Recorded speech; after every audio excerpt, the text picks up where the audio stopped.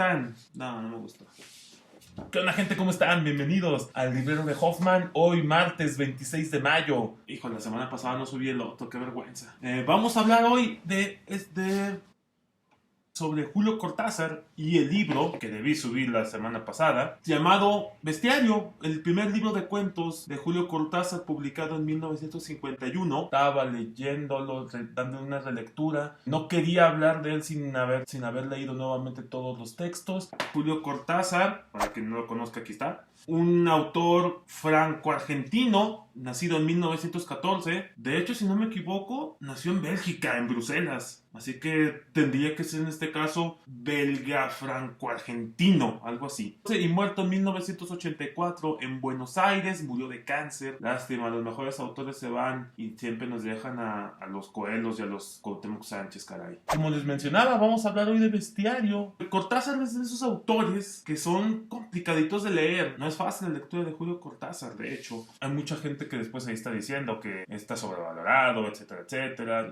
Creencias de gente, ya saben. En fin, es interesante esta lectura porque, bueno, la ayuda a la novela que se puede leer de diversas formas. La gente que quiere empezar con esa novela, y yo al menos particularmente creo que es mejor empezar con los cuentitos. Es un poquito más sencillo, porque así nos vamos adentrando a lo que es Cortázar y cómo es que él expresa la literatura, cómo es que él entiende lo que es la literatura y lo que son los cuentos. Oh, maldita sea.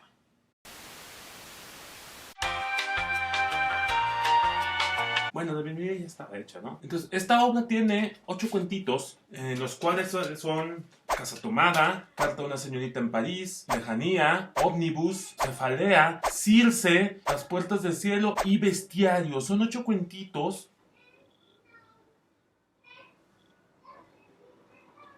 Los cuales están enmarcados en el ámbito de lo real maravilloso. ¿Real maravilloso? ¿Realismo mágico? Porque creo que Cortázar tiene, si decíamos en videos pasados, aquí dejo el enlace, en 100 años de soledad, que nos describía perfectamente lo que era Latinoamérica, Cortázar también nos va a hablar de Latinoamérica, pero a partir de otro lado, ¿no? Nos va a mostrar otra cosa. Cortázar quiere mostrarnos otro mundo completamente diferente. Cortázar era comunista, camarada.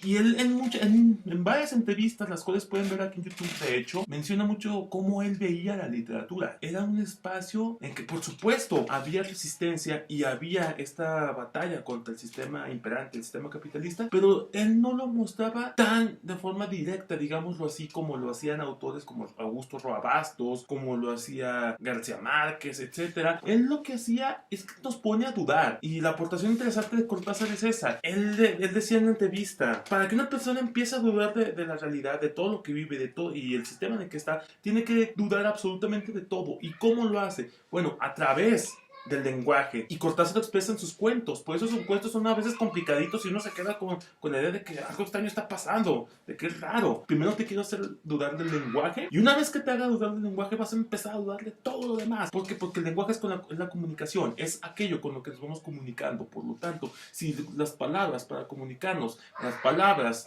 los significados no son lo que nosotros creíamos, entonces ¿qué es esta vida? ¿Qué es este mundo? Y ahí es donde empezamos. Llegamos a la conclusión de que es un sistema que está explotando y está destruyendo no solamente el mundo, sino nosotros como individuos y como sociedad, que es el capitalismo. Y esto lo expresa muy bien, creo yo, o lo hace perfecto, la forma para que dudemos del lenguaje en los 2 primeros cuentitos. Casa Tomada es la historia de 2 hermanos que viven en una casa tradicional argentina, y un día, bueno, ellos están muy tranquilos, viven de sus rentas, son personas muy, muy comunes. Aquí podemos encontrar el símil perfecto de lo que es la burguesía bonaerense, si queremos verla desde esa forma, una de las múltiples interpretaciones que tiene el cuento. Y entonces un día, mientras el hermano está en su casa y está en la cocina, escucha sonidos raros provenientes del librero, del espacio donde está el librero, y tiene que se apresura a cerrar el espacio y a clausurarlo, y le dice a su hermana que han tomado la casa. Y esta cosa que no sabemos qué es y que nunca se nos explica qué es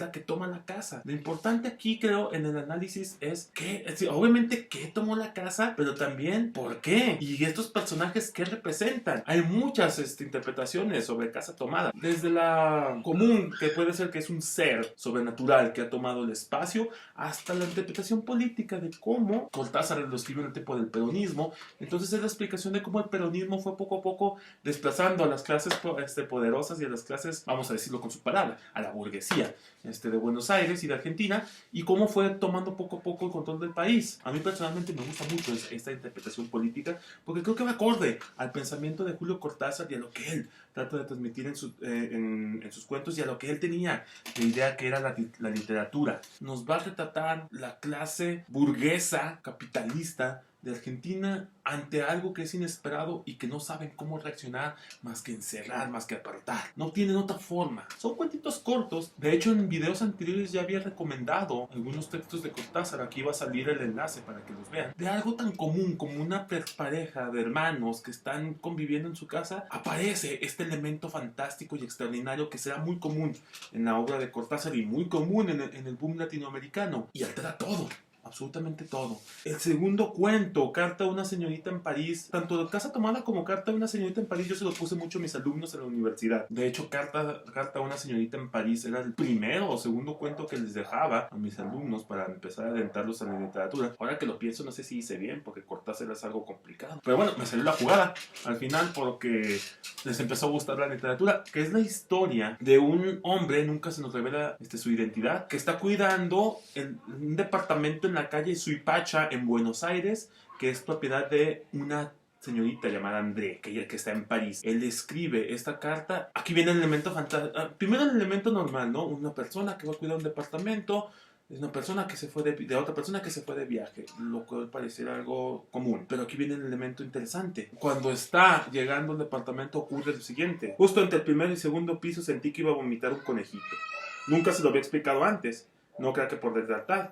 Pero naturalmente uno no va a ponerse a explicar a la gente que de cuando en cuando vomita un conejito. Y este es el elemento importante. Entonces es una persona que tiene la cualidad extraordinaria de vomitar conejitos. Y el punto aquí es, ¿por qué? ¿A qué se debe que vomite conejitos? Y el punto interesante aquí es que los vomita, siempre vomita de a uno. E incluso, me acuerdo que mis alumnos cuando lo leían siempre me decían que si estaba drogado o estaba alucinando. Y les decía, no, realmente está pasando. Realmente está vomitando un conejo. Y sabemos que es verdad porque el mismo personaje lo dice. Eso es lo interesante y eso es lo padre de este cuento, creo yo. La forma en la que de repente te sacó ya de la realidad. Creo que la primera pregunta es, ¿cómo? ¿Por qué un conejo?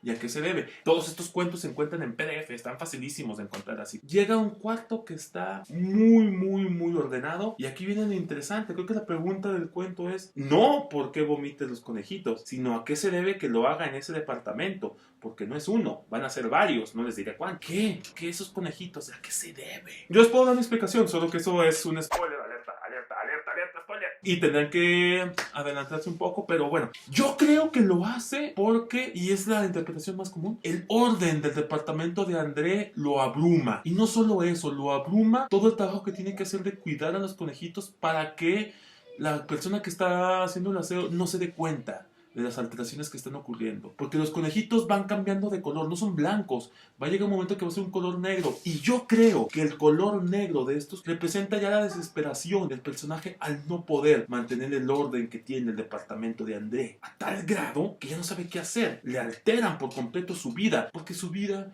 se centra solamente en arreglar los imperfectos que dejan los conejitos. Yo creo que es eso, en la desesperación. Vomita tantos conejitos porque para empezar se encuentra extraño en un lugar que está sumamente cuidado. Y eso lo va alterando por completo. Al grado de que al final hará que se suicide el personaje, dado que ya no encuentra forma de poder salir. Porque ya no sabe cómo arreglar las cosas. Dice en una parte muy interesante, ya son 11 conejitos. 10 estaba bien, 11 ya está mal. Y son 11 que se convertirán en 12 que serán 13. Ya no puede controlar el hecho de que vomite conejitos, entonces se termina suicidando. Yo creo que es eso. Fin de los spoilers. Y entonces, lo interesante de este cuento es cómo nos presenta el elemento fantástico, ¿no? Cómo una persona que de repente empieza a vomitar conejitos mientras está cuidando los departamentos va a tener un sinfín de de aventuras que ya descubrieron ustedes en el cuento. De hecho, tengo que ser sincero, Cortázar fue de los autores que más me tardé en leer.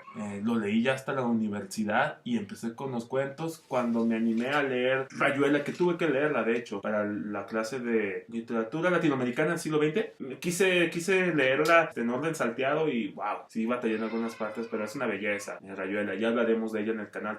Tengo que releerla, no me animo a aventarme un comentario de Rayuela con mucho tiempo que ha pasado desde que la leí, entonces ya hablaremos más adelante de ella. Entonces los demás cuentos también tienen sus cosas bien interesantes. Entonces yo consideraría que leer un cuento, luego descansarlo un poquito, pensarlo y volver a leer el siguiente. No lo acaben todo y después pasen a otro. Léanse un cuento, lean otra cosa para ir descansando y después léanse otro cuentito y así vayan descansándolo poco a poco, porque cada lectura les va a decir algo diferente. Bestiario de Julio Cortázar, insisto, que lean al camarada. Con eso es suficiente. Muchas gracias por ver el video. Recuerden darle like, suscribirse y compartir, por favor. Y activen la campanita. Sus comentarios si les gustó o no les gustó. A quien ya leyó estos cuentos de Bestiario, aunque no sean en el libro, sino por separado, les gustó o no les gustó, por qué. Pongan sus comentarios aquí en la cajita, aquí abajo, en la cajita de comentarios. Ahí los ponen, por favor, para estar en contacto y platicar, ¿no? Y ver qué onda, qué nos parecieron estos cuentos, si les gusta o no les gusta Cortázar, qué les parece estas ideas que acabo de dar yo sobre los cuentos de Cortázar, si están de acuerdo o no están de acuerdo. También síganos en Instagram, ahí tenemos nuestra cuenta, que va a salir, para que nos sigan y les diremos de las lecturas próximas que vienen. Me estoy sentando mucho en autores latinoamericanos, voy a seguir así un ratito, ya después brincaremos el charco, e iremos a Europa o iremos a Estados Unidos, ya ven. Bueno, en Estados Unidos brincaremos el charco, nada más pasaremos la frontera. Pues qué más, nada. Muchas gracias por ver el video. Quédense en casa, ya casi acabamos con esto. Suscríbanse, denle like, compartan, síganos en Instagram. Y bueno, nos vemos en próximos días con otro video para hablar de otro autor o autora latinoamericana. Chido, banda. Muchas gracias. Nos vemos.